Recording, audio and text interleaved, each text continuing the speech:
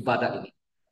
Sebenarnya saya dengan hati yang sangat sukacita dan very exciting. Kalau bahasa Inggeris kata exciting, dia maksud dia sangatlah macam sangat sukacita lah dan sangat macam sesuatu yang ditanti-tantikan itu sudah datang pada malam ini. Saudara-saudari, saya mau meneruskan perbincangan dengan semua saudara-saudari. Ada kawan beritahu saya, pastor, pastor, kamu cakap sangat dalam, oh, itu Ogos, oh, 2 Ogos, betul kan? Sangat dalam, nanti kita punya jemaah PM bingung lah, nanti tidak dapat minat lah. Saya kata saya, sedaya upah cakap dengan interesting, interesting ah. Maksudnya sangat berminat. Ini mak oh, dia kurang dia lancar. Macam ini ada stop sekejap lah ha. Itu juga satu latihan. Kalau boleh kita macam guna baik kita cuba yang boleh lancar ni lah. Mungkin perlu pagi kita kata pagi lah. Tema yang saya ingin sampaikan pada malam ini ialah ibadat yang diperbaharui atau diubah oleh ingatan dan pengharapan. Apa maksud pastor? Ini sebenarnya merujuk kepada satu buku perkataan nisan kecil atau apa. Yang penting ialah saya mau memperkenalkan buku ini sebenarnya saya memetik dari bab kelima lah. Buku ini sebenarnya ada satu buku yang sangat terkenal di dalam bidang penyembahan Tuhan. Di mana di United States ada seorang yang belajar tentang ibadat itu dipanggil Robert E. Wiper. Robert E. Wiper. Sama cakap Robert E. Wiper. Kalau bahasa Cina kita cakap Weibo, oh Weibo. Kalau orang cakap kamu tahu Weibo kah? Kamu tahu? Saya tahu sebab dia pernah menulis satu satu buku yang dipanggil Ibadat Kuno dan Masa Depan. Dalam bahasa Inggeris lebih sederhana, Ancient Futures Worship. Di mana menyertai memberitahu kita tentang dahulu kala tradisional bagaimana kita ada ibadat. Yang di mana kita boleh imba balik dalam abad yang kedua, di mana kita boleh mengikuti tentang bagaimana Kristen-Kristen kerja awal mereka menyembah Tuhan, mereka beribadat. Jadi saudara-saudari, sekarang Weber Robert E. dia banyak mempengalaman sebab dia pergi banyak tempat untuk mengadakan kelas mengajar ibadat dan dia buat banyak penyelidikan. Jadi latihan ibadat memang perlu belajar sikit tentang pelajaran tentang ibadat. Jadi kita mesti mencari buku sarjana Kristian yang bagus-bagus sekali dalam ajaran ibadat. Jadi kalau kamu kata kepada orang lain, saya ada belajar seorang sarjana dipanggil Robert E. Wiper. Sama cakap, oh mereka lihat kamu ada belajar punya hal, bukan sia-sia punya hal. Kamu pastor bukan ajar sia-sia punya barang. Sekurang-kurangnya, memang Alkitab kita perlu belajar, tapi kita ada seorang sarjana. Bukan seorang saja kita perlu rujuk, tapi marilah kita mulai daripada yang paling terkenal sekali, Robert E. Wiper. Saudara-saudari, uh, kita tahu setiap kali khasnya pada awalan latihan saya 2022, 2023 dan 2024. 5 kali itu saya lebih mentumpu perhatian kepada bagaimana menjadi pengacara, bagaimana menjadi seorang puji-pujian. Dan nanti kita tebik satu bantuan yang sangat tebal PPT. Nanti kawan saya beritahu terlalu banyak lah. Sangat rumit oh. Lihat pun tidak tahu bagaimana lihat mana mana. Ada berasa itu ah. Kalau boleh saya satu kertas saja. Satu muka surat cukup lah. Oh saya sudah ikut dia punya cadangan sudah buat satu muka surat nanti kasih semua orang. Satu muka surat saja. Ada? Satu muka surat. Merumuskan apa yang kawan saya minta kepada saya. Kawan-kawan, saudara-saudari, jadi apa yang kamu cakap sangat penting kamu tahu? Kamu beritahu, saya fikir, saya buat perubahan. Jadi kita memang sudah ada SOP, itu memang perlu buat ulang kaji lah tiap-tiap hari. Bukan tiap-tiap hari lah, setiap setengah tahun buat ulang kaji. Tapi saya fikir masa saya akan guna lebih untuk menguraikan. Sebenarnya ibadah itu memulai tradisional bagaimana? Marilah kita membaca bersama apakah yang Yesus Kristus berbicara dengan orang Samaritan, orang wanita Samaritan. Sebab orang Samaritan mereka menyembah Tuhan di satu gunung yang dipanggil Ciri Sing Sang. Kalau bahasa Cina Ciri Sing Sang. Saya tidak tahu bagaimana terjemah dan bersama Ciri Sing Sang. Oke. Kalau orang orang Islam mereka melayani Tuhan di Gunung Jaitun, betul? Di mana kita kata ada tempat ibadah, ada bait suci. Mana pergi? Pergi Israel, ada pergi ke Jiri Singsan. Yesus kata masa sudah tiba satu hari tidak bukan pergi mana, tapi yang penting adalah apa? Mari kita baca bersama. Satu, dua, tiga. Tetapi masanya akan tiba dan sudah pun tiba apabila orang yang benar-benar menyembah Bapa akan menyembah Dia dengan kuasa Roh Allah dan menurut ajarannya. Papa mau orang yang demikian menyembah. Saya baca. Oke, baca satu lagi. Sebab saya buat orang tiada baca. Satu, dua, tiga. Tapi masanya akan tiba dan sudah pun tiba apabila orang yang benar-benar menyembah Bapa akan menyembah Dia dengan kuasa Roh Allah dan menurut ajarannya. Papa mau orang yang demikian menyembah. Yang pertama saya mau membetulkan. Sebenarnya penerjemahan kalau kita daripada jemaah bahasa Cina, sentiasa kita kata, oh saya melayani Tuhan dengan roh. Sebenarnya roh itu bukan roh kamu, oh. Adalah kuasa roh kudus. Oh, saya mesti melayani Tuhan mereka jujur dengan kebenaran. Itu bukan kebenaran kejujuran kamu, tetapi kebenaran Tuhan, yaitu firman Tuhan. Jadi kita menyembah Tuhan mengikut firman Tuhan dan dengan kerja Roh Kudus. Jadi ada satu soalan yang sentiasa membingungkan perasaan saya. Kalau Roh Kudus tidak ada di antara kita, bolehkah kita ibadah beroperasi? Dapat? Dapat.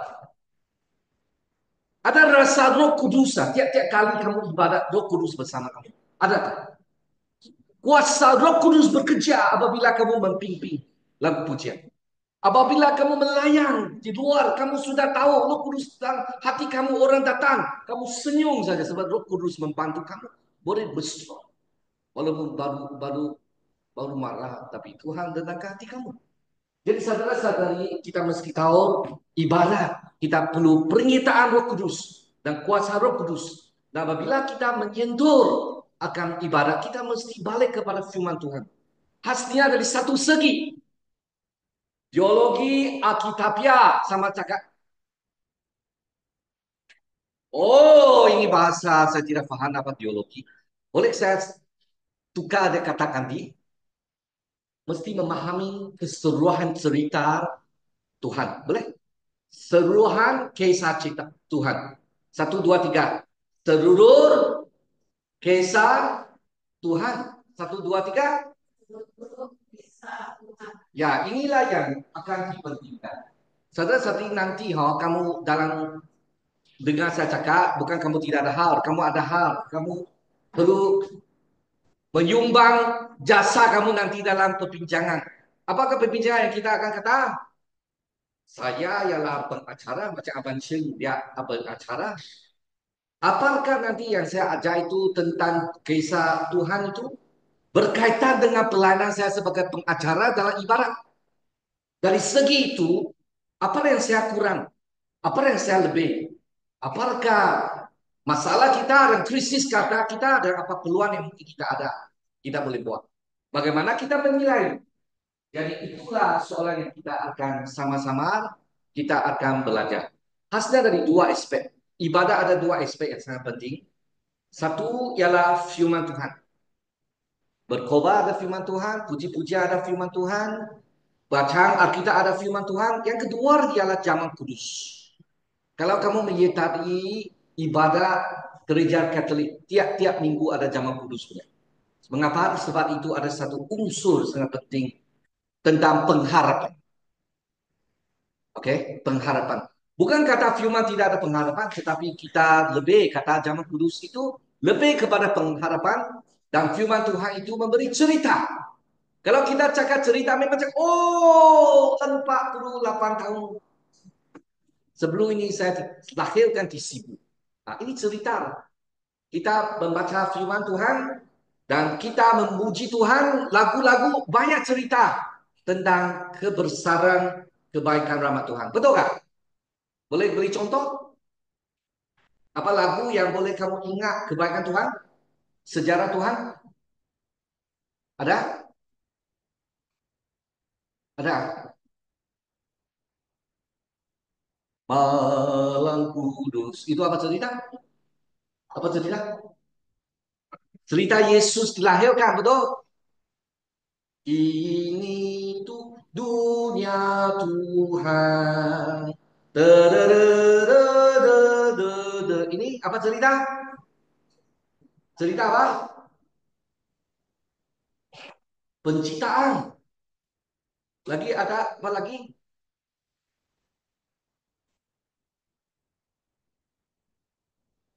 Tuhan Yesus. Apa cerita lagi? Cerita apa? Cerita Paskah, betul. Cerita tentang penyaliban Yesus. Saudara-saudari sebenarnya dalam firman Tuhan itu banyak tentang cerita. Sebenarnya satu Alkitab kalau kita singkatkan adalah cerita keselamatan Tuhan. Satu, satu, dua, tiga sama cakap. Cerita keselamatan Tuhan. Sebab kamu kalau rujuk kepada Injil Yohanes bab 5 ayat 39, kita mendapati Yesus kata, kamu membaca Alkitab menuju kepada perjanjian lama, itu adalah berkaitan dengan kesaksian dengan Kristus. Supaya kita boleh memperolehi kehidupan yang abadi. Saudara-saudari, ibadah ada satu krisis. Apa krisis? Ada orang dia sangat suka ibadah tradisional. Macam saya lah dan Papa Erorona lah. Kita sangat suka lagu Kidung punya. Oh, saya nyanyi lagu Kidung. Saya sangat suka cita. Saya akan nyanyi sangat besar punya suara. Abang, anak saya cakap jangan terlalu besar suara lah. Oh, saya sangat suka ibadah tradisional. Wah, sebab saya fikir saya mengalami apabila saya menyanyi lagu itu, wah hati saya, wah saya fikir, wah saya lebih dekati Tuhan oh. Tapi ada orang yang kata ibadah tradisional banyak ritual upacara lagu kidung itu banyak bowling oh, kering oh, sangat intelektual oh, betul. Saya lebih suka apa? Ibadah apa? Contemporary, dung dung dung, ada lampu. Oh,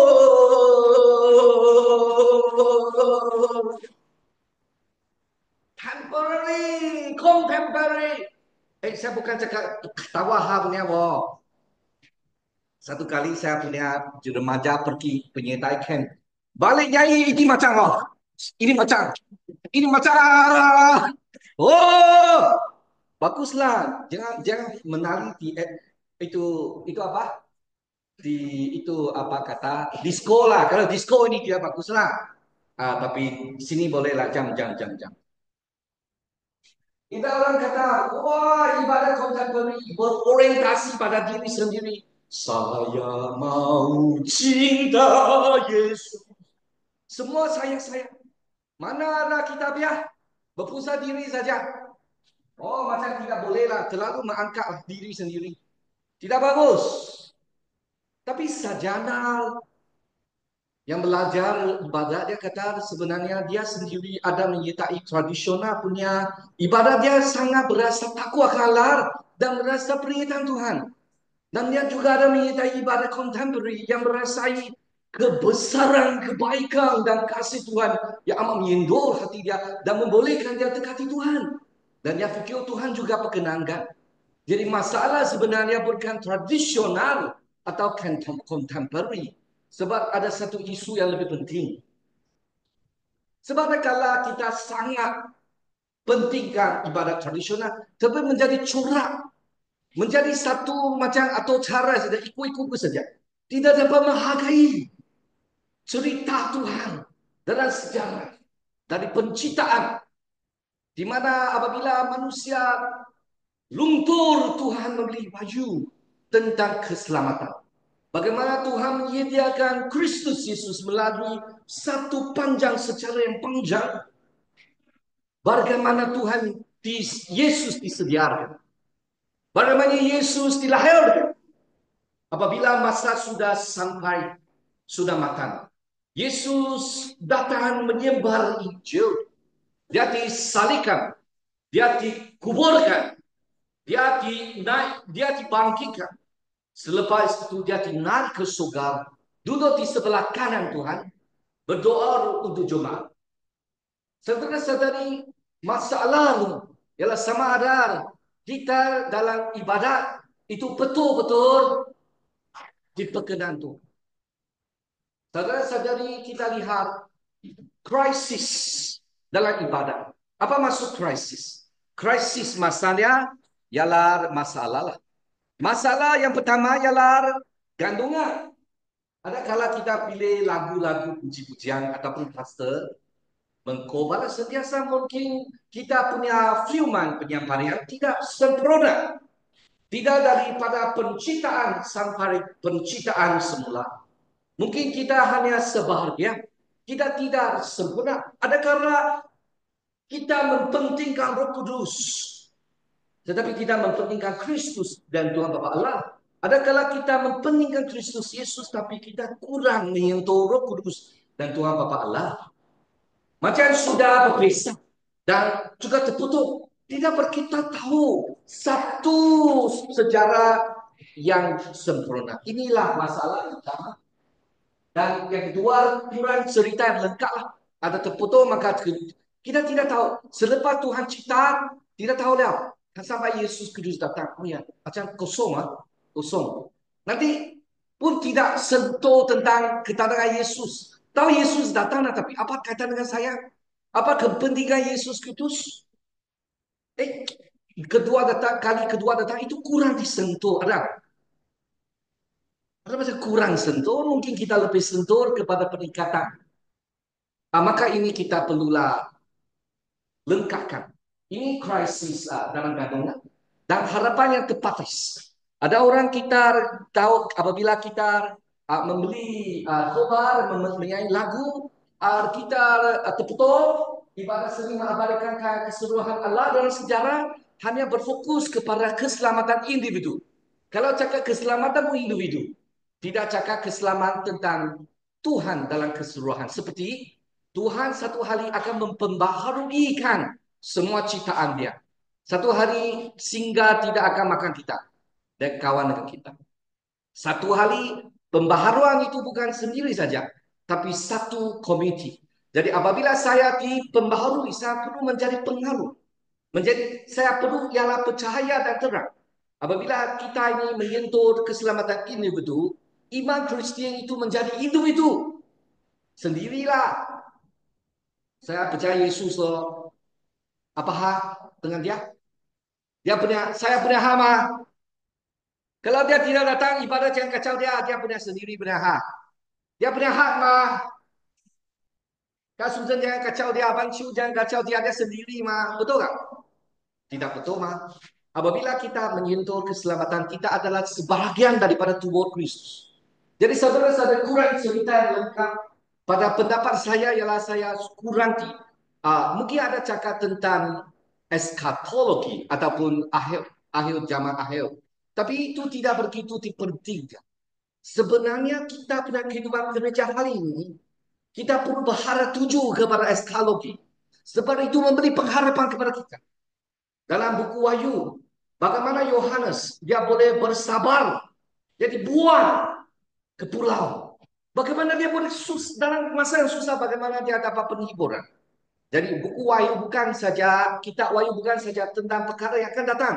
Tetapi adalah buku penghiburan yang sangat manis. Jadi kalau kamu dalam kesusahan, bacalah buku kitab Wahyu. Dan yang sangat-sangat penting adalah kemenangan Kristus Yesus. Kemenangan Yesus Kristus. Itu yang mungkin kurang kita sentuh. Maka harapan kurang kesedaran akan keselamatan seluruh dunia bukan saja hanya. Sebab satu hari Tuhan macam serupa dengan zaman Noah. Kamu masih ingat zaman Noah kan? Noah. Zaman Noah Tuhan membinasakan semua dan hanya ada keluarga Noah dan juga haiwan-haiwan di dalam mana? Itu panggil apa? Hah? Sangat apa-apa? Sangat baik kasih Asia tepuk tangan. Patera, itulah perkataan yang tepat. Bukan kapal besar, patera. Ini baru betul. Noah Ark dalam bahasa Inggris. Satu hal itu kita seperti dalam kitab Petrus. Dunia ini akan diperbaharui bukan dengan air tetapi dengan api. Dan akan diperbaharui. Saudara-saudari seluruh dunia akan diselamatkan oleh Tuhan. Jadi inilah dunia Tuhan. Jadi saudara-saudari kita lihat seterusnya sama menyentuh prinsip struktur dalam ibadat di mana kita memerlukan firman dan perjamuan kudus. Sebab firman Tuhan memberi kamu peringatan sejarah Tuhan dalam sejarah secara seluruh. Dan jamuan kudus memberi kamu satu harapan. Anticipation sebenarnya adalah pengharapan. Saya ada sebarang yang berkata tidak uh, berganti dengan kata yang biasa orang guna. Ada kebanyakan saya sudah kenal. Pemulihan diperlukan. Jadi saudara-saudari, maka apabila kamu memilih lagu, kamu perlu lihat apakah sejarah Tuhan yang saya mau nyampaikan. Bersedia untuk kita menerima zaman kudus, memberi harapan kepada kita. Masih ingatkah Yesus Kristus kata, kamu makan zaman kudus sama bila? Sama bila, tulisah, kita makan zaman kudus sama bila? Sampai kita makan jamuan dengan Tuhan. Betul. Sampai hari kita jumpa Tuhan. Jadi kita memberi harapan. Jadi untuk orang Kristen, Methodist, tidak anggap zaman kudus ada tiga sudut. Dahulu, sekarang, dan harapan. Saudara-saudari seterusnya saya mau memberitahu tentang satu perkara yaitu kita sangat penting ialah kita perlu lihat kita pada kandungan dan firman Tuhan dan zaman kudus itu supaya kita boleh menikmati uh, dia punya penghargaan terhadap firman Tuhan dan juga zaman kudus. Ini yang saya ulangi ya. Seterusnya kita lihat sikit tentang sejarah sikit. Gereja gunung. Pastor, mengapa kamu cakap sejarah? Saya sejarah gagal dalam sekolah. Saya tidak suka sejarah. Kalau kamu tidak tahu kamu punya dahulu, tidak tahu kamu punya masa depan lah. Kita mesti tahu bagaimana kita mulai ibadah.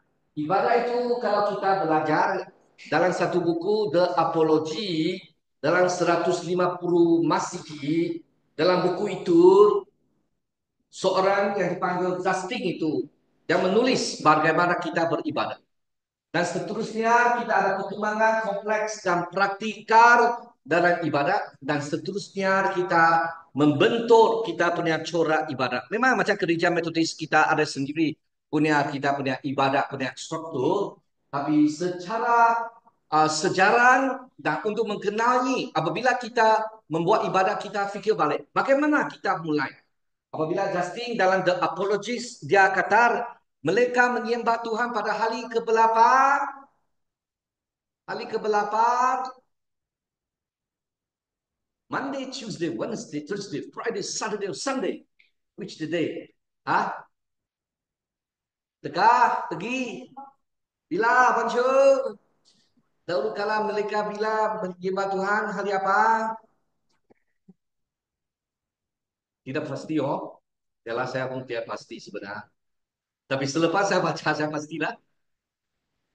Mau beli cadangan? Hari apa? Hari Ahad loh. Hari pertama dalam seminggu. Ya betul. Hari Ahad. Mengapa hari Ahad? Mengapa hari Ahad? Mengapa hari Ahad? Ha? Sangat bagus. Lagi, fikir sekejap. Ibadah ada pacar kita punya. Ada kobar punya. Lagi, walaupun Justin tidak membeli ideologi ibadah, tetapi dia kata ada kandungan ini. Lagi ada apa? Pejaman kudus. Zaman kudus sangat penting sebenarnya. Lagi ada persembahan. Persembahan untuk apa? Nanti kita lihat untuk apa. Hari Minggu, hari Ahad, betul. Sebab itu hari kita mengingati Yesus Kristus bangkit daripada mati. Seterusnya mereka membaca Alkitab untuk para rasul atau nabi. Dan khobar akan menyampaikan membeli satu nasihat ataupun instruction bagaimana kita hidup. Doa untuk kita lihat jemaat kan berdoa bersama. Zaman kudus roti dan anggur dibagi dengan doa syukur.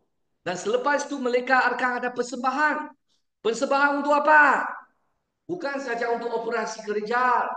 Mereka banyak-banyak uang digunakan untuk membantu orang yang kurang. Keberadaan ini kita adakan bersuara bersama dengan bersuara jawatan kuasa kebajikan. Kita ada sentuh kurang orang kasih uang untuk kebajikan. Ada orang yang kurang, ada susah, ada orang yang memerlukan uang untuk mencuci pinggan sebab kita sudah mentubur satu tempat ataupun satu apa kata association cengguang cahaya benar kita banyak orang memerlukan tapi kurang uang no. Jadi saudara-saudari selain daripada kerja operasi dan peninjuran, satu pihak yang sangat penting ialah membantu orang yang kurang. Jadi pada masa itu mereka buat demikian. Kita lihat teologi gereja kuno, sebenarnya pada masa itu mereka ada satu masalah. Sebenarnya ada ajaran sesat datang. Apa ajaran? Dipanggil Gnostisisme. Sama baca Gnostisme. Satu lagi Gnostisme. Kalau Gnostis itu macam banyak pengetahuan daripada masuk. Apa masalah? Ada Yesus datang ke dunia kah? Mengapa? Dunia ini kotor, dosa. Tuhan kalau Yesus Kristus ada Tuhan tidak mungkin dia datang secara fizikal. Betul? Betulkah? Salah. Tapi mereka berpikiran sedemikian. Maka gereja perlu betulkan. Sebab dalam buku 1 Yohanes, dia kata, Yesus itu firman yang datang itu, saya pernah dengar dengan mata telinga sendiri dia cakap. Dengan mata sendiri saya cakap dengan dia. Saya punya tangan pun pernah sentuh dengan dia. Oh, dia bukan kata macam ini. Dia benar-benar firman menjadi tubuh. Dia memang manusia matrak, dia memang Tuhan mutlak. Inilah masalah dari mereka memperjuangkan. Dalam masa Justin 105 Masihi belum selesai, tetapi perlu selesai. Sebab mereka menolak perjanjian lama, mereka menolak penciptaan dan aspek fizikal. Mereka kata semua penciptaan Tuhan dalam fizikal ini semua tidak baik dosanya. Tapi Tuhan kata apa? Kita perlu menjagai dengan baik. Mangta itu dibeli dalam kejadian. Dan Tuhan juga beritahu satu hari akan diperbarui. Tidak akan dibuang, tapi diperbaharui. Jadi kita perlu ada satu mandat. Apa mandat yang kita ada? Kalau kita lihat ada orang kata ini adalah cultural mandates. Adapun kita boleh guna perkataan lain, mandat pengurusan. Setiap orang ada.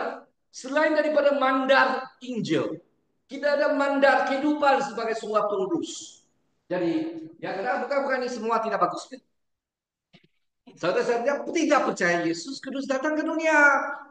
Dia kata apa yang kamu fikir ini dia ada roh saja. Dia bukan datang fizikal. Ini salah dia ajar.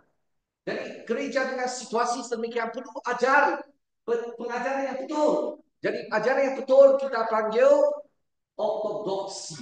Boleh baca? Ortodoksi. Satu, dua, tiga. Ortodoksi. Apa hal kamu cakap ini macam ni, pastor? Sangat susah, Tidak susah. Kamu mesti. Sebab kita bukan bawa orang pergi jalan yang salah. Macam Yesus kata, buta bawa buta nanti dua orang jatuh. Kita mesti beri penerangan yang betul-betul ya. Menerangkan satu alar dari perjanjian lama dan perjanjian baru. Betul. Satu Tuhan, tiga okulum, three person, tiga okulum. Okulum saya pun tidak batayo. Tak bisa belajar bahasa Malaysia, belajar sikit. Ah, Tuhan Bapa Allah, Allah. Tuhan Yesus, Tuhan. Tuhan Roh Kudus, Tuhan. Ya sama mulia, sama substance. Tapi mereka distinct. Tuhan Allah Bapa bukan Yesus, Yesus bukan Roh Kudus, tetapi mereka bersatu. Mereka adalah majesty plural. Saudara-saudari, dia satu alam pencipta yang baik.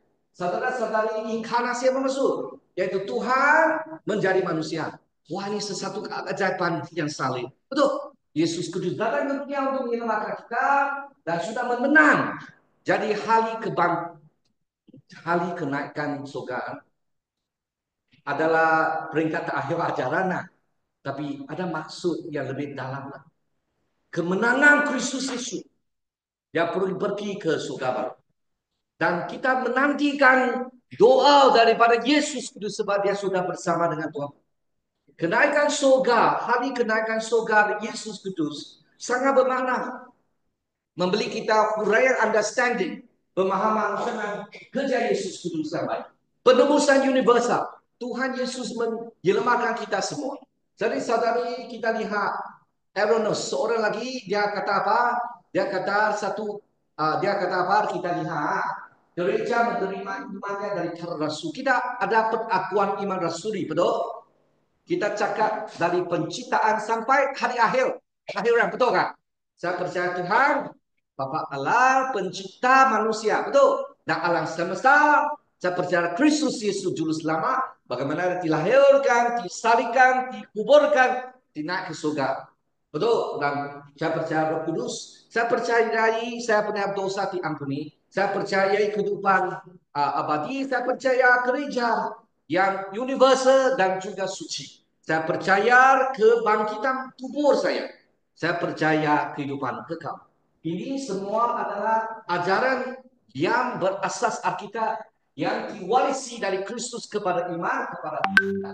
Dan saudara-saudara pengakuan iman itu di pemulihan semua daging di akhir sejarah.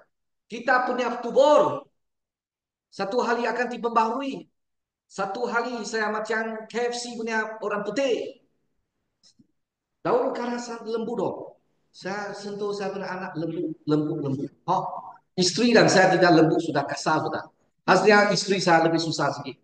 Wah, kerja banyak. Kasar. Tangan kasar gak? Ini kasar tidak lembu lagi. Ada kesal ke? Sudah tua kok. Bukan tua lah. Sudah mantang sudah lah. 50 sudah Pak. Tapi saudara-saudari kita ada harapan. Satu hari kita punya daging akan dipulih. Tuhan akan memberi kita tubuh yang mulia. Haleluya. Kalau kita cakap haleluya, kamu cakap apa? Haleluya. Haleluya. Saya harap nanti hari kita boleh bentuk ini. Kebelakang ini saya ada sedih. Pastor, mengapa kamu sedih? Saya cakap saya akan mati sedih hari ini. Saya sedih sikit. Saya banyak hal nak buat. Dan saya dia tahu bila saya mati lagi. Saya ada sikit macam ada sikit sedih hati sikit lah. Saya kata Tuhan saya banyak buang banyak hal yang saya buat. Saya mau belajar banyak-banyak. Saya mau buat ini hal ini tapi ada satu hal yang akan mati punya apa hal Tuhan kan? Saya bincang dengan Tuhan lah. Apa hal kita orang manusia akan mati. Tapi saya dihiburkan oleh firman Tuhan. Dunia ini bukan sepanjang jiwa. Sementara saja. Tuhan akhirat. Tuhan akan menyediakan tubuh yang mulia. Yang tidak akan binasa. Anak kekal selama-lamanya yang akan dikubur. Hari ini mungkin saya letih sikit. Ayo, pengsan sikit. Dan kalau pengsan mata saya sentiasa beritahu ibu-ibu saya punya mata keluar bintang. Sudah, kamu tahu apa maksud mata saya bintang-bintang keluar? Saya sudah letih lah. Bini kamu pergi tidur. Jangan lihat komputer lagi. Jadi saudara-saudara teologi agak nasi. Beritahu bagaimana Tuhan datang ke dunia bersatu dengan manusia. Bagaimana menjadi manusia, memakai kulit manusia. Yang memang Yesus Kristus, dia adalah satu makhluk okonon tapi dua sifat. Sepenuh Tuhan, sepenuh manusia. Jadi saudara-saudara Kristus merangkul, melibat kembali seluruh sejarah manusia. Oke, saudara-saudari. Dan satu hari dia akan datang lah. Satu hari dia akan datang. Dan saya mau beritahu apa? Ini adalah memberitahu apabila kita mencoba di perjanjian lamar, kita perlu kat dengan Yesus. Oh. Mesti kat dengan Yesus sebab Yesus adalah fokus, adalah pusat dalam peribadahan kita. Okey, melalui ini sebenarnya adalah kerja Roh Kudus di antara kita. Menyentuh hati kita, menggerak Yesus sebagai Tuhan. Dan ini cara boleh memuliakan nama Bapa Allah. Dan seterusnya saya mau cakap apa maksud kita punya harapan dalam ibadat kuno. Yaitu di sini kita sangat mempentingkan zaman kudus. Jadi saudara-saudari minggu ini Reverend Apien Lumpur, pendeta penegak yang baru kita akan mengendalikan zaman kudus untuk kita. Di mana kita lihat doa zaman kudus. Itu dilihat dalam ibadat. Dan mempentingkan dalam bacaan mempentingkan Tuhan Tritunggal. Saudara-saudari doa itu memperingatkan bagaimana Tuhan mencipta kita. Bagaimana Tuhan Yesus datang inkarnasi. Bagaimana kita percaya Yesus kita dicipta semula. Kamu adalah ciptaan baru. Oh, kamu tahu. You are the new creation in Christ. 2 Korintus bab 5 ayat 17. Betul. Apabila kita menyembah Tuhan, kita sangat celebration. Mengapa kita celebration bahasa Malaysia merayakan. Bukan saja merayakan tahun baru Cina, tahun baru Christmas, merayakan kemenangan Kristus Yesus yang mempunyai kehidupan yang baru kepada percaya orang yang percaya Kristus Yesus. Kita fokus kepada Kristus Yesus sebab Kristus Yesus sudah menang atas mau dan dosa. Sekatan dosa dan sekatan mau itu manusia tidak dapat dilepaskan. Maharaja Qing Shi Huang itu Maharaja besar negara Cina mau cari ubah. Untuk hidup lama-lama mana boleh? Tidak dapat. Tapi Kristus Yesus boleh. Dia adalah Tuhan sebenar. Jadi saudara-saudari kita lihat masalah ibadat contemporary. Ada kalar apa masalah? Berorientasi program. Mendongkong perasaan saya. Tapi marilah kita kembali kepada cara ibadat. Saya bukan kata tidak boleh main contemporary music. Masih boleh. Tuhan mau dua-dua. Tapi yang penting, yang kita perlu bercantum bersama, sebab kita mesti berpusat kepada firman Tuhan dan perjamuan kudus untuk diatur oleh Alkitab yang mempentingkan inkarnasi Yesus Kristus dan menceritakan kisah Allah yang sempurna. Jadi saudara-saudara, bagaimana saya sebagai pelayan ibadat memulihkan kandungan ibadat ubah tradisional mesti fokus kepada kisah Allah. Jadi kalau kamu memilih lagu, pasal saya pembimbing lagu pujian, apa lagu saya perlu pilih? Kamu lihat loh, adakah pepusat sendiri? Kau mau cinta Yesus selama-lamanya. Memang bagus. Tapi mengapa kau mau cinta Yesus selama-lamanya, leh? Kita cakap sebab Yesus kasihi saya dulu. Mesti fokus kepada Tuhan. Bukan kisah sendiri. Bukan bangsa tertentu. Tetapi bukan saya. Tetapi hubungan Allah dengan semua penciptaan. Liputi seluruh sejarah. Jangan cakap Yesus mati di salib saja. Dia sudah bangkit. Dia sudah dinaik ke surga dan akan datang balik kedua kali. Boleh saya dengan samu setakat seperti Yohanes. Tuhan, saya harap kamu balik. Saya harap kamu balik, Tuhan. Adakah? Kalau Tuhan balik akhir sudah zaman, mau? Maukah? Hai, kalau kamu sudah bersedia, kamu akan seperti Rasul Yohanes, Tuhan datang balik. Jadi saudara-saudari di mana kita perlu ketahui, cuma kita mendengarkan dan jangka kasih Allah bukan sebagai penuntut. Kali ini itu ketua puji-pujian sangat bagus dia suara, bagus itu pemain puji sangat mayor. Itu pasal cakap apa saja tahu apa. Kita jangan menjadi penonton, kita menjadi peserta, menyertai supaya Tuhan adalah apa? Tuhan adalah pusat ibadat dan kita dan inkarnasi bagaimana Tuhan menjadi Yesus menjadi manusia untuk satukan kita dengan Dia. Menang dengan kembali cintaan dan makhluk untuk Allah. Satu-satunya yang lain Allah. Jadi kita perlulah lihat Yesus itu adalah satu-satunya perantara. Jadi ibadah yang membentuk kehidupan yang rohani. Jadi melalui kehidupan, melalui ibadat, kita bukan sekadar upacara.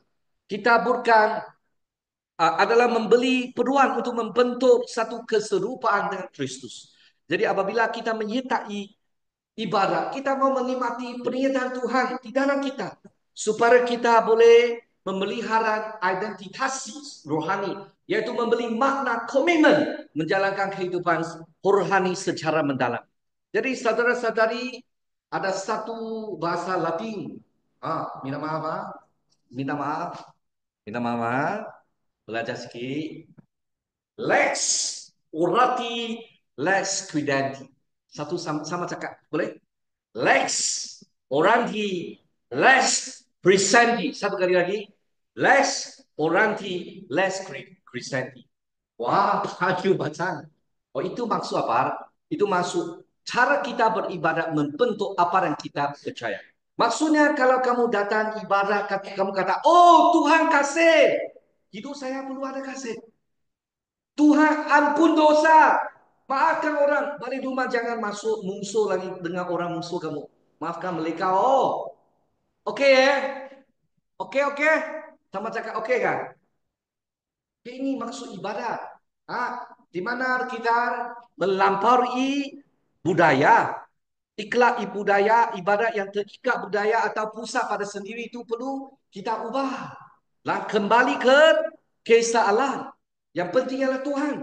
Tuhan adalah subjek dalam ibadat. Kita perlu diperingatkan, kita balik. Wah, bercerita Tuhan bagaimana ajaib. Dan jiwa kita diperbaharui. Wah, rasa hormat. Rasa Tuhan mulia. Adakah ibarat kita menjadikan sedemikian? Dan atau cara memulihkan atau cara dan kandungan ibadat tradisional ataupun do. Saudara-saudari, gelakan kembali ke ibadat kuno. Lebih banyak membaca kita. Kita perlu mengadakan doa upacara yang interaktif. Macam tahun baru Cina perjanjian kita ada doa, kita boleh ada interaktif. Dan juga ada lagu kidung. Puji Tuhan. Dalam 2 tahun ini kita sudah mulai membaca lagu kidung. Sebab dalam maksud sangat dalam. Ada sangat baik. Dan juga waktu untuk saat teduh. Renungan. Dan kita ada masa untuk salam damai.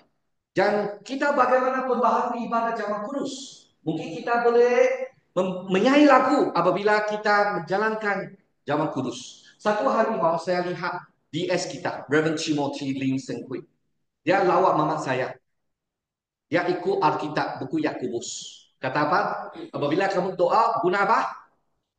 Apabila doa guna apa? Untuk meminta Tuhan sembuhkan, guna apa? Guna minyak. Ada baca Alkitab Yakobus? Guna minyak. Dia memang guna minyak.